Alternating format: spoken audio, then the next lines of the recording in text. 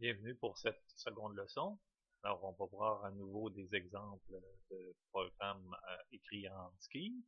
Alors, mais avant, je voudrais revenir sur l'exemple d'équivalence que vous avez vu à la fin de la dernière leçon.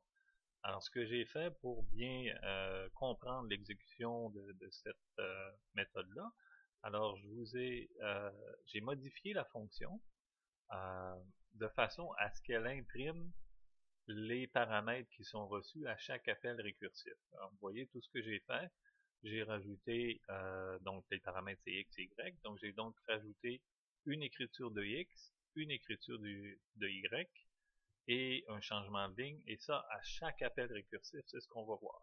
Hein, vous remarquez que j'ai encapsulé le tout dans un begin qui me permet d'avoir une suite d'instructions une suite d'appels de fonctions qui sont exécutées l'une après l'autre d'une façon un peu plus procédurale.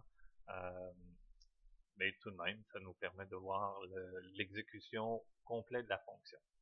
Alors, si on va voir notre scheme maintenant, alors si je fais un exemple, alors je veux tester l'équivalence entre ces deux expressions-là. Alors vous voyez qu'elles sont presque équivalentes. Tout ce que j'ai fait, c'est que j'ai changé le dernier élément de façon à ce qu'il y ait un échec là, au dernier appel.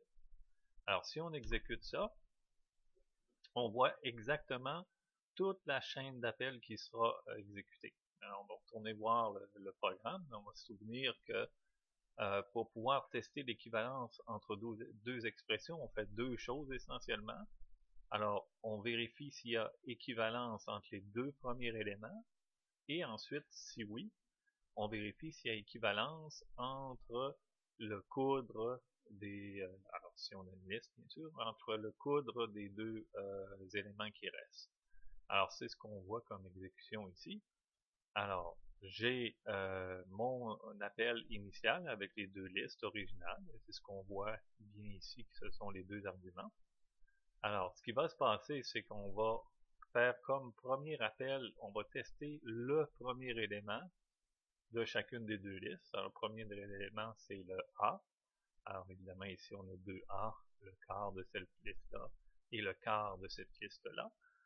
Alors, on a bien égalité entre les deux. Alors, comme cette condition-là est remplie, on va aller chercher le coudre des deux listes qu'on a transmis en argument. Alors, le coudre, ça va être tout simplement la même liste dans laquelle on a enlevé le premier élément, qui est le A. Alors, on se retrouve avec deux arguments qui sont encore deux listes. Et là, on va chercher le quart de ces deux listes-là, qui se trouve à être une liste, encore une fois. Alors, on a les deux BC à comparer. Alors là, on retombe dans le genre d'appel original qu'on a eu, c'est-à-dire on veut tester l'équivalence entre deux expressions. Les deux expressions sont deux listes. On va chercher le quart de ces deux listes-là. Alors, c'est B dans les deux quarts, ça fonctionne. Alors, puisque ça a fonctionné, donc le premier appel à l'expression a fonctionné, on va chercher le coude, alors le reste de la liste, qui est simplement l'élément C, et on rappelle de façon récursive. On va rechercher le quart à nouveau, ce qui nous donne les C. Alors là, il y a quelque chose que peut-être j'aurais dû mentionner. Alors, si les deux arguments en question ce ne sont pas des listes, mais deux éléments, alors évidemment, la récursivité s'arrête parce qu'on tombe dans le cas, dans ce cas-ci, où x est un symbole, alors on fait simplement l'équivalence entre les deux symboles qui ont été transmis. Alors c'est ici qu'on arrête la récursivité et on revient. Donc cet appel récursif-là retourne avec un vrai et on va faire le coudre. Alors, le dernier coudre, alors le dernier coudre va aller chercher les deux derniers éléments et cette fois-ci ils sont pas égaux ces deux éléments-là. Alors quand on va faire un appel récursif de ces deux éléments-là, donc le D dans la liste et le E dans la liste, on va aller extraire le quart et ça va nous donner deux symboles qui sont non égaux. Alors, vous voyez comment on peut comme ça voir toute la chaîne des appels récursifs. Voilà. Alors, on peut passer au nouvel exemple. Alors, celui-ci consiste à retirer les duplicats dans une liste. Alors, ce qu'on suppose, c'est qu'on a une liste qui est composée d'éléments, et à l'intérieur de ces éléments-là, on peut avoir la répétition plusieurs fois du même symbole. Alors, voici un exemple. Alors, ce qu'on voit, c'est que le A ici était répété plusieurs fois. Ce n'est que la dernière répétition qu'on va conserver. On va éliminer toutes celles qui sont apparues avant. Et on fait la même chose avec tous les éléments. Alors, il y avait aussi 2 B dans mon exemple. Alors, on va conserver que le dernier B. Le premier B va avoir été enlevé. Alors, comment on arrive à faire ça? Alors, on l'a dans cet exemple ici. Alors, ce qu'il faut noter, c'est que on introduit ici l'idée de bonne programmation qui nous dit qu'on devrait toujours vérifier la validité des arguments avant d'effectuer une fonction. Alors, la chose qu'on fait à l'appel de la fonction unique, c'est simplement de tester si l'argument L est bien une liste. Et si c'est le cas, on va appeler une fonction secondaire qui, elle, va faire tout le travail. Si c'est pas le cas, alors il y a un petit symbole qui est retourné pour signifier qu'on a une erreur. Alors, tout simplement, on a fait l'erreur de d'appeler cette fonction sans avoir une liste. Eh bien, on se retrouve avec le symbole qui est retourné. Alors, maintenant, si tout s'est bien passé comme dans le premier appel, on va donc faire l'exécution de cette fonction-là. Alors, cette fonction-là, elle a une première condition, qui est la condition triviale qui nous dit simplement que dans une liste vide, il n'y a pas de répétition, donc on va retourner une liste vide. Et ensuite, on va tester s'il y a répétition. Alors, le test est assez simple à faire, parce qu'on va simplement regarder si le premier élément de la liste, s'il se trouve dans le reste de la liste. Ou, dit autrement en termes de scheme, si le quart de la liste se trouve dans le coudre de la liste. Alors, est-ce que le quart de la liste est membre du coudre de la liste? Alors, cet appel-là sera vrai si et seulement si il y a une répétition du premier élément dans le reste de la liste. Alors, si c'est le cas, alors le premier élément en question qui se répète dans le reste de la liste, on veut l'enlever. Donc, on voudrait retourner une liste dans laquelle on a enlevé le premier élément. Alors, ce qu'on va faire, c'est qu'on va faire un appel récursif à ma fonction unique qui va simplement retourner le résultat du coudre de la liste. Donc, ça va retourner une liste qui ne contiendra pas le premier élément, peu importe ce que contient le reste du coudre de la liste, parce qu'on va l'avoir ignoré dans l'appel. À l'inverse, si jamais l'élément ici n'est pas membre du coudre de la liste, alors il va falloir l'inclure dans ce qu'on va retourner comme fonction. Et c'est ce qu'on voit ici. On utilise le cons pour reconstruire la fonction après avoir fait un appel à unique. Alors, pour bien comprendre ce qui se passe, alors qu'est-ce qui va arriver? C'est que simplement, dans le premier appel à unique, ici, on s'aperçoit que A fait partie du reste de la liste. Donc, on va, à partir de maintenant, retraiter le problème comme si l'appel avait été fait avec, je vais réécrire la même liste sans le premier élément.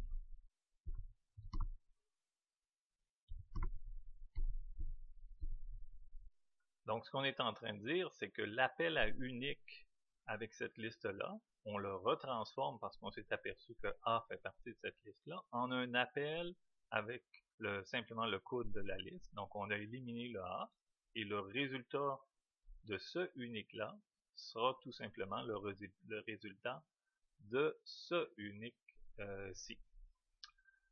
Alors, effectivement, on voit bien que les deux ont le même résultat à la fin. Alors ça, c'est le cas où l'élément se trouve dans le reste de la liste. Alors, si l'élément ne se trouve pas dans le reste de la liste, alors on peut passer par-dessus il va arriver la même chose avec le B parce qu'il se trouve aussi dans le reste de la liste.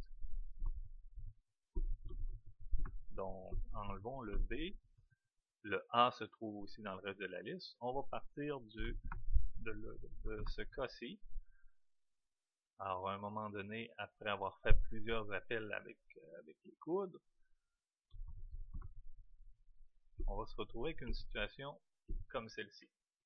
Alors là, dans cet appel-là, le premier élément ne se trouve pas, n'est pas membre du coudre de la liste, donc n'est pas membre du reste de la liste.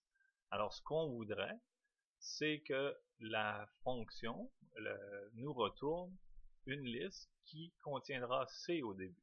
En fait, ce que je veux faire, c'est tout simplement, on peut voir le résultat qu'on devrait obtenir ici. Alors, ce que je suis en train de dire, c'est que le résultat de ce unique-là devrait être le résultat du unique du coudre du reste de la fonction. Comme ça. Alors, on devrait avoir ce résultat-là, mais avec le C à l'avant. Donc, on ne veut pas seulement réobtenir le résultat de la récursivité, mais avec le résultat de la récursivité, on veut mettre le C devant. Donc, on va aller chercher, on va se reconstruire une nouvelle liste avec le const, où ce qu'on veut avoir devant la liste, c'est le C, et puis on veut mettre devant, après cette liste-là, on veut mettre le résultat de unique avec l'appel suivant, donc avec le code B, A, E.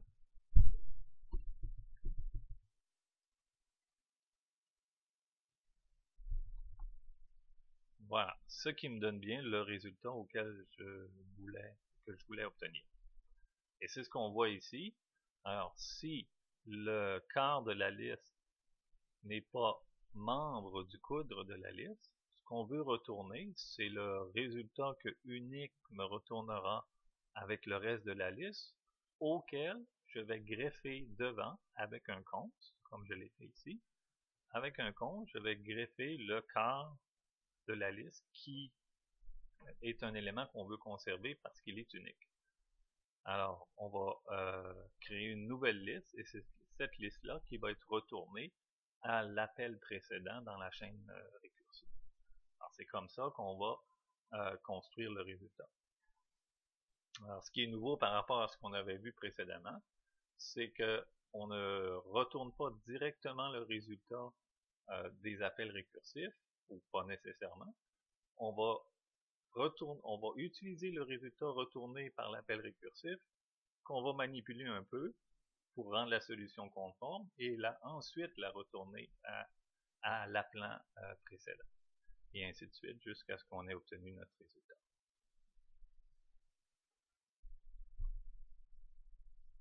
Alors, juste un autre type d'exemple. Alors, quand on se déclare plusieurs fonctions de cette façon-là, on peut se définir aussi des structures de données. Alors, par exemple, on peut se définir une pile. Alors, la pile sera assez simple à définir, c'est-à-dire que j'ai juste besoin, dans mon type abstrait de données, ici, j'ai juste besoin de 4 fonctions. Alors, la première fonction va vérifier si la pile se trouve à être vide. Alors, on va simplement tester si j'ai une liste vide. Hein. Vous devinez que la pile va tout simplement être implémentée comme une liste.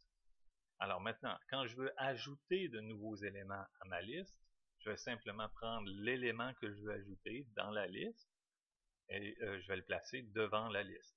Alors, le const me permet de faire ça. J'ai un élément, j'ai une liste. Alors, la fonction push, dans ce cas-ci, va me retourner la même liste originalement avec un élément de plus placé à l'avant. Alors, façon réciproque, alors le pop va me retourner, va tout simplement retirer un élément de la liste. Alors, dans ce cas-ci, tout ce qu'on va faire, c'est qu'on va vérifier qu'on ne fait pas un retrait dans une liste vide. Dans ce cas-ci, la liste demeure vide. Mais une fois qu'on a une liste non vide, on va tout simplement retourner le coudre.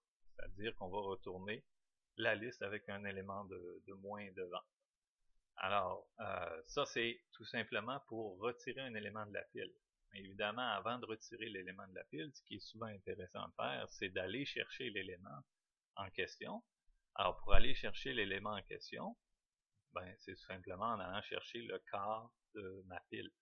Alors, le quart va me retourner le premier élément. Alors, ce qu'il faut bien comprendre, c'est que la fonction ici top fait seulement retourner le premier élément, mais ne le retire pas, alors que la fonction pop simplement retourne l'élément, simplement retire l'élément de la liste, mais ne le retourne pas. Elle retourne plutôt la liste ou la pile dans son état après le retrait. Alors voilà comment on peut se construire une simple structure de données avec Scheme. Prenons un autre exemple assez simple aussi. Alors, dans ce cas-ci, ce qu'on veut, c'est retourner le minimum d'une liste. Alors, ce qui est intéressant dans ce cas-là, c'est que pour pouvoir faire efficacement cette tâche-là, on va devoir passer par une fonction auxiliaire. Alors, ça aussi, c'est assez fréquent pour simplifier l'écriture d'utiliser cette fonction auxiliaire-là. Alors, l'idée qu'on va utiliser ici est relativement simple, c'est qu'on va aller chercher l'élément minimum d'une liste simplement en utilisant une fonction auxiliaire qui va contenir un élément qui va être l'élément le plus petit qu'on a trouvé jusqu'à maintenant. Alors vous comprenez que si j'ai une liste constituée d'une série d'éléments, alors mon premier candidat pour être le plus petit, ça sera le premier élément de ma liste. Et si j'en trouve un autre qui est plus petit que le premier élément de la liste, ben celui-ci va remplacer mon meilleur candidat jusqu'à maintenant. Alors c'est pour ça que le premier appel à ma fonction min auxiliaire, c'est le premier élément de la liste, et le deuxième argument, c'est le coude, le reste de la liste. Alors maintenant, la tâche qui consiste simplement à voir si dans la liste qui me reste à analyser, s'il y a un élément qui est encore plus petit que l'élément courant que j'ai trouvé. Alors si je trouve un élément plus petit, celui-ci va remplacer le précédent. Et si je trouve pas d'élément plus petit, eh bien mon élément va rester toujours le plus petit. Alors juste pour bien suivre le déroulement de cette fonction-là, encore une fois, je suis allé insérer un affichage à ma fonction minimum. Voilà. Pardon. J'essaie de montrer l'affichage en question. Voilà. On va y arriver. Alors, l'affichage de mon élément minimum se fait ici dans la fonction auxiliaire. Alors, voyez encore une fois, j'ai rajouté une série de write à l'intérieur d'un begin. Et puis, la première chose que je fais, c'est que j'écris l'élément le plus petit et j'écris la liste dans laquelle je dois chercher maintenant. Donc, à chaque appel récursif de cette fonction auxiliaire-là, on va voir évoluer la valeur de l'élément le plus petit. Donc, on va observer ça. Si on regarde maintenant ce qui va se passer avec notre fonction. Alors, si on y va avec 3, 4, 2, 3, 1, 4 et 5. Alors, je cherche l'élément le plus petit. Alors ça sera ma chaîne d'appel. Alors, ce qu'on voit tout de suite, c'est qu'on commence l'appel en prenant le premier élément et on regarde maintenant, le but, c'est de voir s'il y a un élément plus petit à l'intérieur de cette liste-là. Pour ce faire, on va regarder le premier élément. Est-ce qu'il est plus petit que l'élément courant? Non. Donc, on va simplement le jeter et on va regarder maintenant le coudre de la liste originale. Est-ce que cet élément-là est plus petit que mon élément courant 3? Oui, 2 est plus petit. Donc 2 va devenir le nouveau candidat à être le plus petit. Et on va vérifier si 2 est le plus petit élément du reste de la liste. Et on continue comme ça. Alors 3 n'est pas plus petit que 2. Donc on prend le coudre de cette liste-là. Et le quart, le premier élément, est-ce qu'il est plus petit que 2? Oui. Alors le quart va remplacer mon élément dans mon appel récursif. Ainsi de suite. Alors évidemment, en faisant une série de coudres, je vais nécessairement aboutir à un moment donné à une liste vide, et puis le premier élément, ou l'élément, la valeur de l'élément qui se trouvera à ce moment-là, ce sera le plus petit élément de la liste. Donc c'est ce que je vois ici. Si je fais un appel avec une liste vide, alors l'élément que je dois retourner, c'est l'élément que je cherche, qui est le plus petit. Alors sinon, si j'ai pas une liste vide, je compare l'élément avec le quart de la liste, ce que j'ai ici. Alors, selon, si l'élément est plus grand, alors le quart de la liste doit remplacer l'élément dans l'appel récursif. Alors c'est pour ça qu'on voit ici mon appel récursif où l'élément le plus petit devient maintenant le quart de x, et on fait toujours le test avec le reste de la liste, c'est-à-dire avec le coudre. Alors sinon, si c'est l'élément qui est le plus petit, alors on conserve l'élément dans l'appel récursif, c'est ce que j'ai ici, et encore une fois, on utilise le coudre pour diminuer la longueur de ma liste d'un élément. Alors ce qu'on voit, hein, c'est que la fonction auxiliaire va retourner l'élément le plus petit, et l'élément le plus petit va être découvert avec cette série d'appels récursifs-là, où chaque appel récursif, dépendamment du cas où on se trouve, va modifier le premier élément ou non dans les appels subséquents. Et ça jusqu'à ce qu'on se retrouve au cas trivial. Et à ce moment-là, dans le cas trivial, on sait que l'élément qui a été transmis, c'est le plus petit.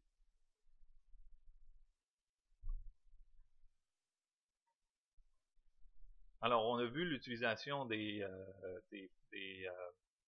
fonctions auxiliaires. Alors, une autre chose qui est pratique quelquefois pour simplifier l'écriture d'une fonction, c'est d'utiliser une variable locale. Évidemment, en faisant ça, on dévie un peu du paradigme fonctionnel, mais ça peut être justifié si on veut vraiment simplifier l'écriture du programme en question. Alors, qu'est-ce qu'on a changé? Alors, c'est encore une fois l'exemple du minimum dans une liste. Alors, qu'est-ce qu'on a changé cette fois-ci? C'est simplement une définition qu'on introduit avec l'usage du let.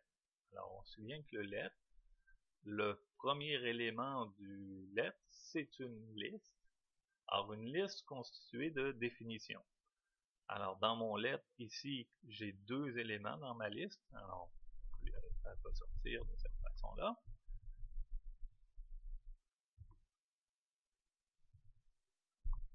Alors, voici les deux éléments du premier argument du let, ce sont les définitions.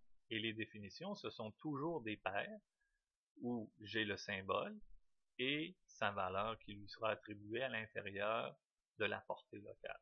Alors ici, on définit V1 comme étant le quart de la liste, dans lequel on veut trouver le minimum, et V2, ça sera le coudre de la liste en question.